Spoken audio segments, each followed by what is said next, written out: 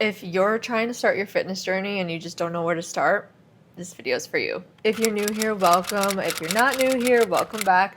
My name is Nicole. I'm a doctor of physical therapy who's also on her own weight loss journey. And I'm going to give you guys some tips and tricks on how to start your fitness journey. It can be very daunting to get into the fitness world, especially if you've never stepped foot into a gym, you don't know where to start. A lot of fitness creators will probably say, just start, but that's easier said than done. My biggest recommendation is to start small. If you start too big, sometimes it can hinder your consistency. For example, if you've never worked out before and you wake up and you say, I'm gonna go to the gym 6 days a week, I'm gonna do this, I'm gonna eat chicken, rice, and broccoli. I'll be honest, unless you have bomb-ass discipline, it's probably only gonna last a week or two. These tips and tricks are just simple tips that you can implement into your everyday routine, and it will make an impact. And then once you get comfortable with doing some of these, you can start to change other aspects of your life. The most important thing about fitness journey, fitness, health, whatever, which everyone has heard this before, it's a lifestyle change. And that is probably the most annoying thing to hear because we've all heard it before, but it truly is a lifestyle switch. People should stop looking at fitness or weight loss as like a start and end date, because it really just is a start date and you should continue it throughout your life. All right, spiel is done. Let's get into it. Tip number one. By the way, these tips are in no particular order. Let's start with food. Whether you're wanting to lose weight, gain muscle, feel better, whatever it is, food plays a huge factor. This is coming from someone who in the past, trigger warning if you have like a unhealthy relationship with food, but in the past, I'll admit it, I have not had the best relationship with food, and food has consumed me, has consumed my daily thoughts. I wouldn't say I'm cured, but I'm definitely in a much better place today than I was years ago. Because I haven't had the greatest relationship with food, I do not track. I've done it in the past. I've tracked macros, I've tracked calories, you name it, literally have done it all. But I can't do that. I can't do that. And if you're one of those people, or you just don't want to track because it's too much work, you can still make progress without tracking. However, you still need to have some mindfulness when it comes to eating. So my biggest tip is pay attention to protein. So I'm gonna eat lunch. There are a couple ways you can go about viewing meals. You can view it as making sure you kind of get all your food groups. So make sure you get a protein, a carb, a vegetable. For me, I kind of do a 50-50 where that is one way how I'll view my meals. Notice how I'm viewing it by food groups / nutrition, not necessarily calories. Because if you start focusing on calories, you're gonna go off the deep end.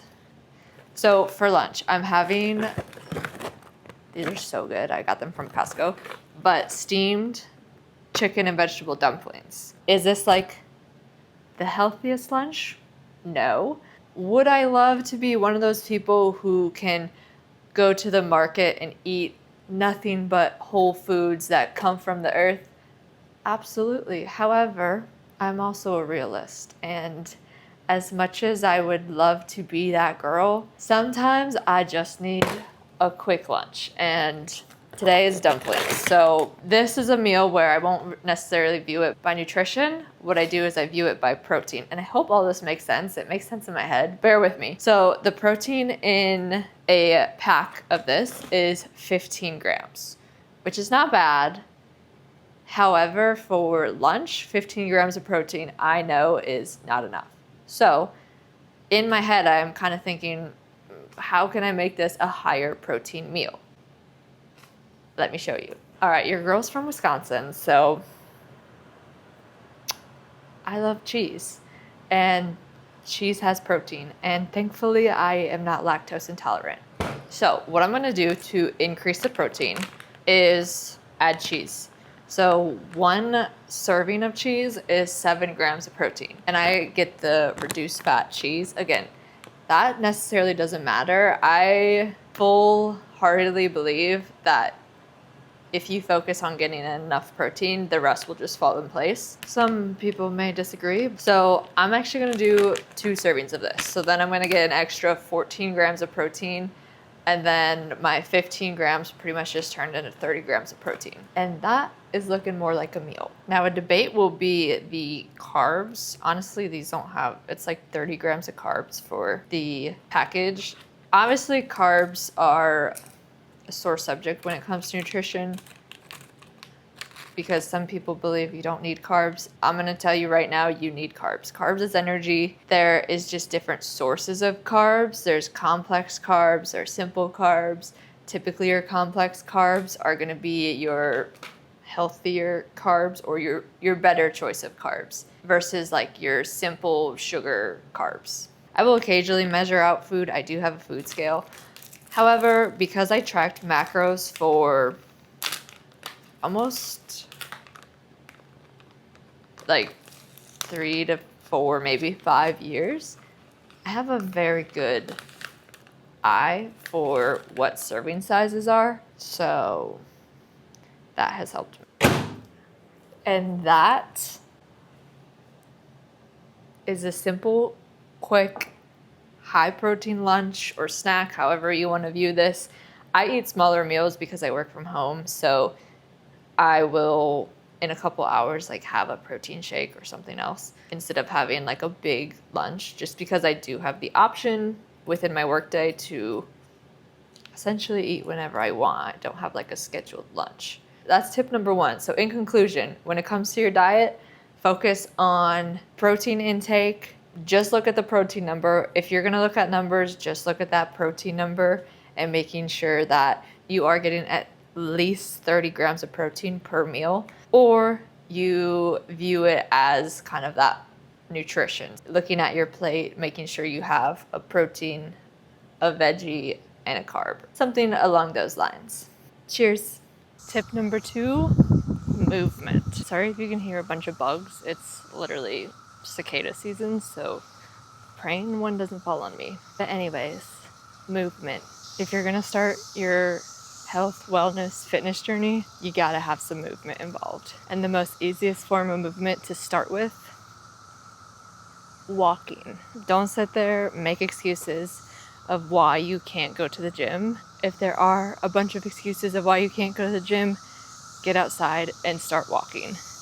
Walking is the easiest way to start getting movement in. Go on a nice, easy 20-30 minute walk daily. I guarantee you'll start to see some results. However, depending on your goals, you will eventually have to add in other movement like resistance training or whatever you want to do.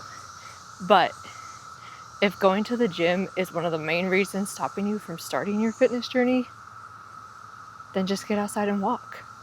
Or find something that you like to do. For example, I like to play pickleball. That is something that we do when it's nice out, is go play pickleball, and it's like 1 to 2 hours of fun movement. But you gotta have movement. Even if you're not like super into health wellness, everyone on this planet needs some sort of movement. Get up, get moving, find something you like to do. All right, while we're out here, let's go over tip number 3. And that is, I'm gonna sit you on the ground. Get yourself a cute outfit. This is your sign to treat yourself. Get yourself a nice little cute outfit. Something that you like. If you like to wear baggy clothes, get yourself some baggy clothes. If you like to wear bright colors, get yourself bright colors. But get yourself a cute outfit that you can move in. Treat yourself, put it on, and get moving. I guarantee that every single person has felt extra motivated whenever they found that new outfit and put it on and went to the gym. Look good, feel good. If you're looking for a sign to go shopping, this is it. Tip number 3 is drinks. If you are somebody who loves to drink anything but water, one of the easiest ways to cut calories or sugar is literally looking at what you drink. Like I said, if you are someone that likes to drink anything but water, I guarantee you're drinking so much sugar throughout the day. A tip I have is to swap your drinks. I'm not saying you can't enjoy a fun drink, but swap it for the sugar-free or low-calorie alternative. I mainly drink water and electrolytes, but however, I have a Gatorade here and I go for the zero sugar Gatorade versus the other one. If you start looking at what you drink and you pay attention to what you're consuming in liquid, I guarantee it'll make a huge difference when you're starting off on your fitness journey. And that brings me to my last tip number 5. Find a friend. Now, I know as adults that's easier said than done, but find somebody who also enjoys movement so that you guys can keep each other accountable. It can be a partner, a friend, a family member, whoever. It's always easier when there's 2 of you involved versus 1. For example, me and my wife both get up early and go to the gym and keep each other accountable, but just having somebody else to push you when you're not motivated makes it so much easier. It doesn't even have to be a person. Literally, you could get yourself a furry friend. Take them on a walk. They need movement too. If you're having trouble starting, just getting some accountability other than yourself is super helpful. Even if you can't find somebody in person, there's a ton of fitness groups, fitness chats that you can join where the girls in there are so motivating and also just help keep you accountable. Anyways, that's like my quick 5 tips and tricks on how to start your fitness journey.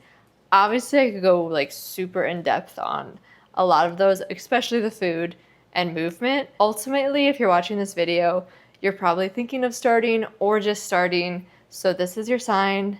Get up, get started. The best time to start is yesterday. Bye.